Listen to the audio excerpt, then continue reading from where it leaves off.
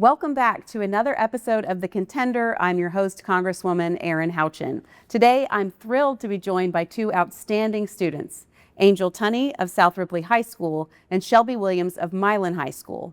Both are part of Indiana's Jobs for America's Graduates program. JAG helps students develop leadership skills, career readiness, and a success plan for after graduation. We're recording from the historic Milan High School gym, made famous by the iconic film Hoosiers.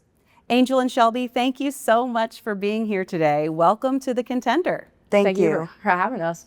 Well, it's exciting. I've met both of you at trips to DC. This is my first trip to see you here at Milan High School, Shelby. I have visited Angel at South Ripley. Love the program.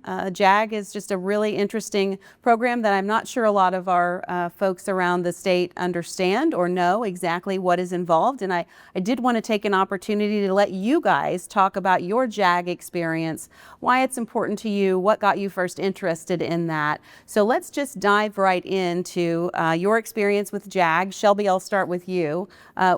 What is JAG all about, and what would you want other students who might be watching this to know? Well, JAG is all about preparing our students, the youth, to get ready to go into the real world, whether it is college, career, whatever the student prefers. I would say that JAG is very helpful to many students, and that is very useful, from career readiness to just having a helping hand and a shoulder to cry on sometimes. I know that I rely on my JAG specialist, Mrs. Carol Schmidt, for that very often, but I am very thrilled to be in the program and the opportunities that it gives students.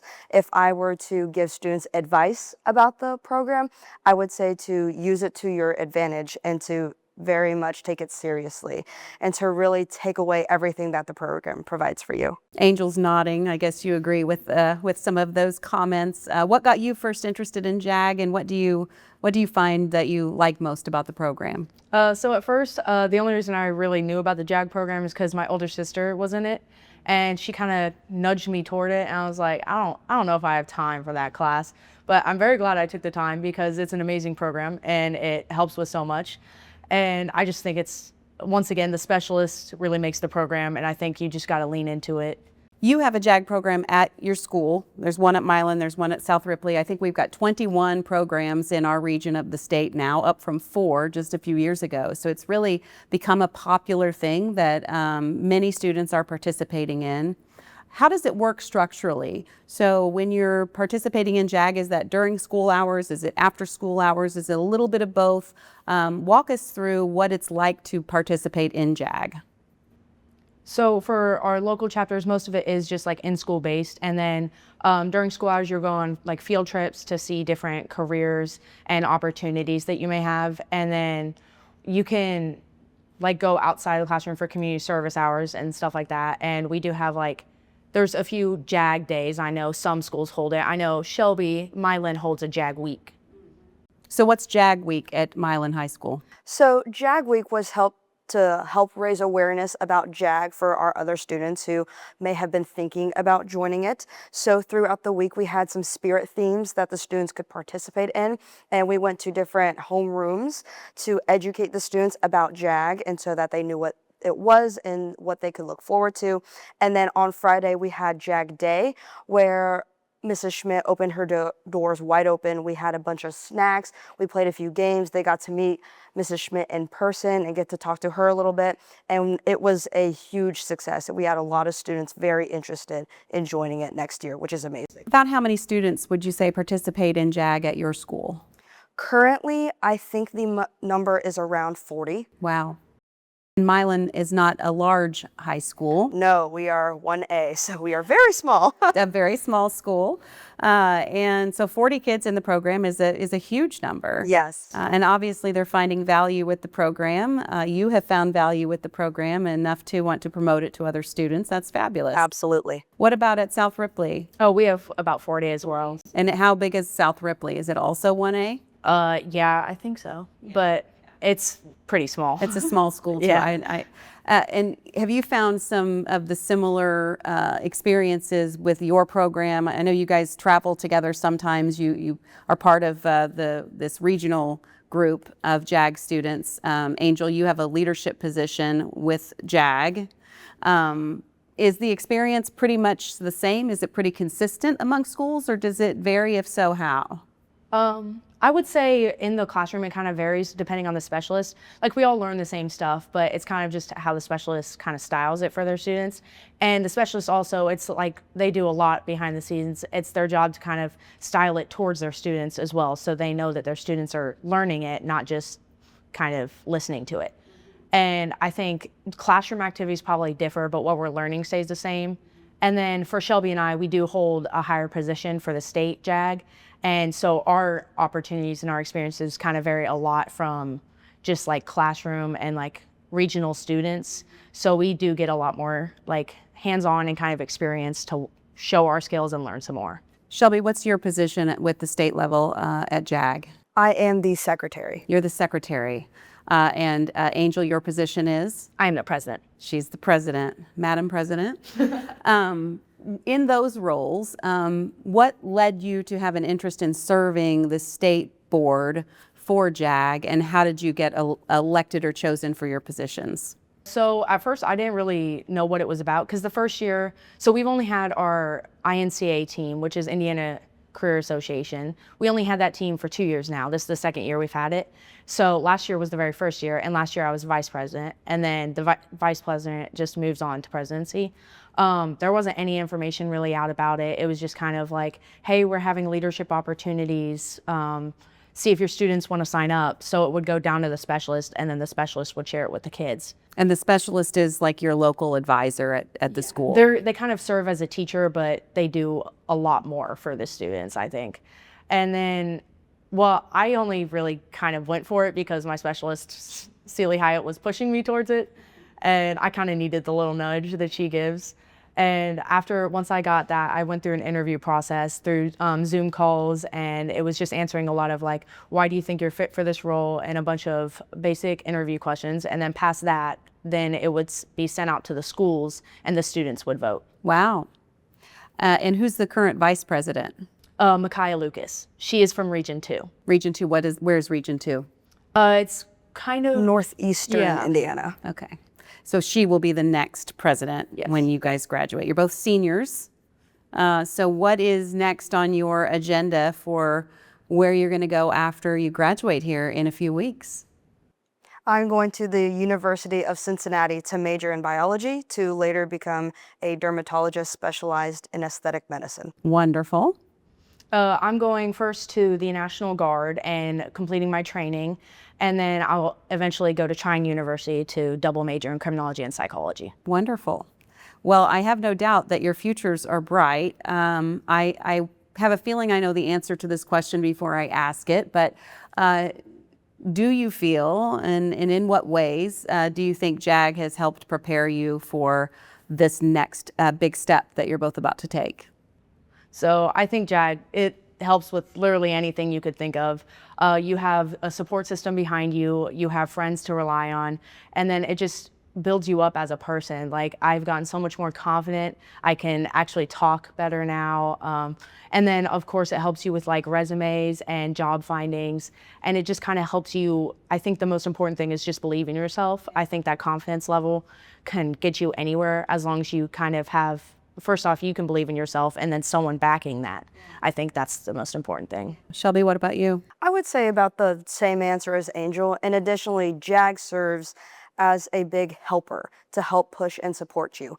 So I have a lot of things that go on within my personal life between school and my extracurriculars outside of school, and JAG really does serve as just a place to sit down, relax if I need to, and get things done if I'm falling behind. So whether that comes from applying to colleges, scholarships, any schoolwork I might be missing, JAG really serves as that big support to help me just sit down and take a moment to breathe, which I feel like we all can use every now and then when things get busy. I could definitely use that in my job.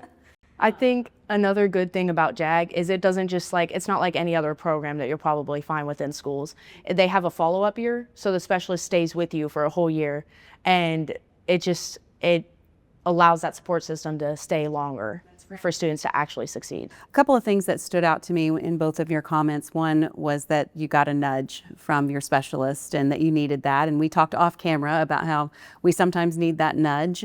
So that's great. That's something that you also felt was true for you in your run or your seeking serving as vice president and president of the organization, but also that it's a support system, a support network, and that it's a place to center yourself and to just sort of regroup. And there's lots of stresses on students today and lots of inputs from social media to maybe parents or guardians or friends and family maybe putting pressure on your grades needing to be up. And you guys are both, I think, working 2 jobs in addition to trying to get through the rest of high school. So there is a lot on your plate. It seems like JAG is the thread that pulls you through and will get you to the other side of and hopefully put you both where you ultimately want to be. Does that sound fair?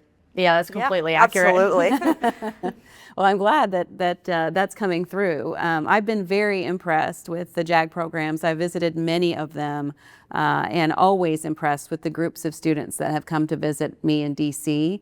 It has been very refreshing to see this next generation of leaders taking on more and more responsibility and taking the future by the reins and just being in charge of it instead of letting it be in charge of you. Is there a particular project or something that you've done within JAG that has been beneficial to you? Is there a project that you would want to highlight that you worked on as a member? As a member here at Milan, I would say that JAG Week was a very huge, successful project for us. We currently have roughly 44 students, and when my class graduates, there were 55 interested that filled out interest forms. So that was a very huge, successful day and a very proud moment that I not only have for myself, but that I also have for the team that I had to help me really get that pushing and through. And it was just an amazing experience overall. And the first time we did something like that at Milan for our JAG program. That's so amazing. It was and did truly you lead amazing. the effort then to do JAG Week? Yes. You must have been very proud of the success of that. I'm sure that your specialist was proud of your success too. Yes, absolutely. Yeah. What about you, Angel? I think my main thing is just like our community service projects. That's a big part of JAG. We want to get our students involved in the community and make sure they're helping others. And I think the big one is just going to the elementary and just like getting to kind of interact with kids to first off spread the JAG program. And secondly, just kind of help them. And JAG is all about support and kind of allow them to know that there is someone who cares. If you had to send a message to policymakers about the importance of JAG, because funding is always an issue, right, for funding for programs. Every time there's a budget that comes up, there's no doubt conversation about what programs should be funded.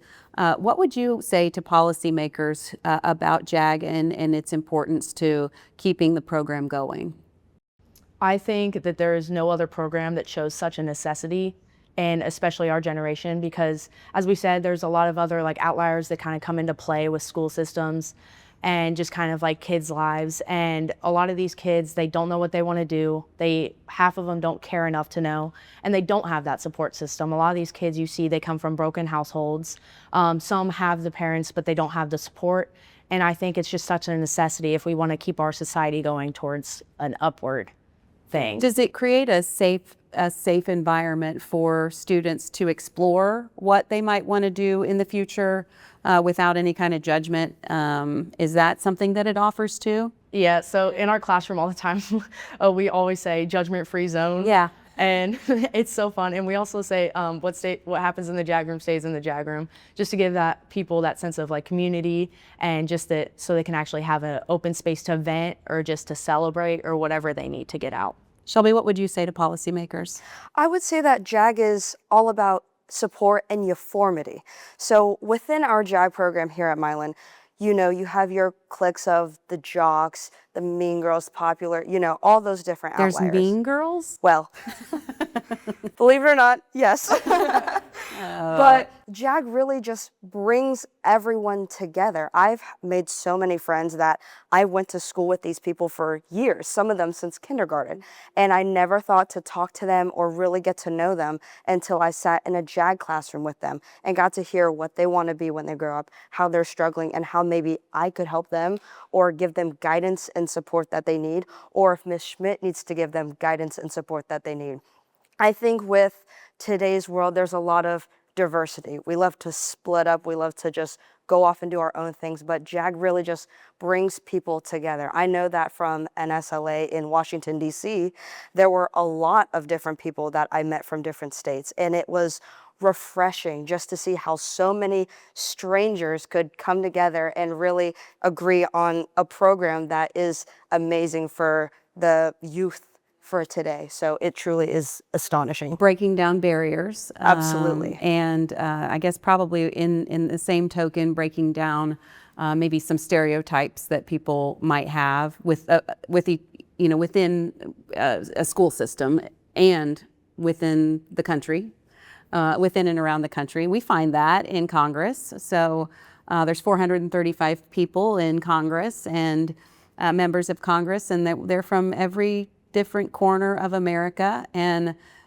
each of them represent their districts very well. It's fascinating to go into the House chamber with those folks and see all of these different places of the country represented by elected representatives, and it does sort of change your perspective. And I'm really glad that JAG gives that not only to you within the local community, but also statewide, and also through your participation nationally. Let's talk just a little bit about you guys are both going to college. You plan to you're going to go to Trine, University of Cincinnati. But the JAG program doesn't just prepare you for college. It also prepares students for a future career. Can you talk a little bit about that and maybe some of your fellow JAG students who aren't going to college and what the program might do for them and their future? So a big thing we do, we love the personality tests. We have so Which many ones of do those. you use? Which one do you like best? I can't remember the name, but it is like, I feel like it's 300 questions long, and it's very thorough. And you get to know yourself probably Yes, pretty well. I do like it, but it only works if you tell the truth, of course. But I think the personality test, I mean, as much as everyone kind of grumbles about it, we really like learning about who we are and like what a test kind of thinks of us. And I think that kind of just helps kids narrow it down first. And then even if it's kind of like, I don't know if I'd want to do that, you can look around that, and it gives you like so many different options of like what could be connected to it. Like if it's law enforcement, maybe you don't want to be a cop, but you wanted to be like a lawyer or something like that. It gives you a lot of like kind of a loose parameter of a framework that your life could look like. And I think that helps a lot. And then of course the specialists, they kind of just help the student kind of figure out what they want, and we always do job searches. We have I know at South Ripley we have a bunch of employers come in and do actual interviews for jobs, for not only just mock interviews, but to actually hire students who would love to have a job but don't have the time to go in for an interview. Yeah, that's terrific. So I would say that JAG is very big on helping you prepare for college, but careers are huge about what we do. Along with what Angel said, we take a lot of assessments. One that we took, I believe, is the Indiana Career Exploration Assessment, and it gives you these categories of what industries you fit into. Though I want to go into medicine, medicine was not at all my top at all. My number one was retail and sales. And I had never thought of that perspective. I told Mrs. Schmidt, I said, Mrs. Schmidt, this is not me. I said, someone else must have taken this test. But the field that you're wasn't going me. into is a little bit of retail. Oh, yes, absolutely. And it opened my eyes that I want to actually develop my own skincare line, if possible. So add on to that career plan I originally had. But even though I am college bound, we have quite a handful of students that college is not for them, and it's totally acceptable. And the way that we go about that is Mrs. Schmidt is connected with a lot of employers, and networking is huge.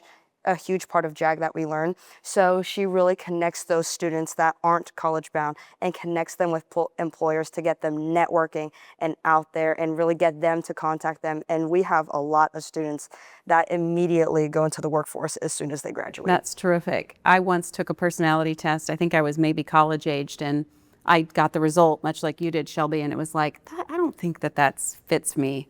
It certainly wasn't this job that I'm in now. But years later, I went back and looked at the results, and it was communications professional. And that was my business before I got to Congress. So I think those assessments are a lot more accurate than we like to think they are. We might say, I don't know. Not that you want to put 100% faith in the results of a test that you take on any given day for your personality or your future career, but it is fascinating what they can at least help shape in terms of your future career path. And I think that's great that the JAG program does incorporate those kinds of things. I think it's really, really important for kids your age young adults, young ladies to look for those opportunities and be able to explore those things. So our last question is always this question, and I will give you a little bit of context for it. The podcast is called The Contender. And in our family motto is contend, work hard, and have fun. And there's a whole explanation of contending and what that means for our family. But basically, my husband gave a communion meditation at church that talked about contending for the faith. And we had a family meeting. That's how we did things in our household, because both my husband and I were very busy going a lot of different directions, kids with school activities. On Sunday, we'd center ourselves and figure out what direction everybody was going for the week. And he talked to the kids about the importance of contending, not just for your faith, but for everything that you do. So he put this little note on the back door that said contend, to remind us as we walked out of the house what we should be focused on and what we should do. And then my daughter put a little sign under it. She was probably 8 and put work hard. And then my 6-year-old wrote have fun and taped it up in subsequent days, and that became our family motto. So the podcast is called The Contender, and we like to interview people who are contenders, and you two are both contenders, and that's why we've wanted to highlight not only the JAG program, but you both individually as part of our contenders for this episode. But the question is, who is a contender for you, or who has been a contender in your life that you can point to and tell us who that person is and why they're a contender for you? I think it's probably the most obvious answer, but it's my specialist, Celie Hyatt.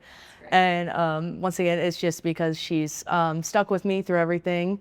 And a lot of people, they're like agree with you when you're upset or like try and make you feel better and just tell you what you want to hear.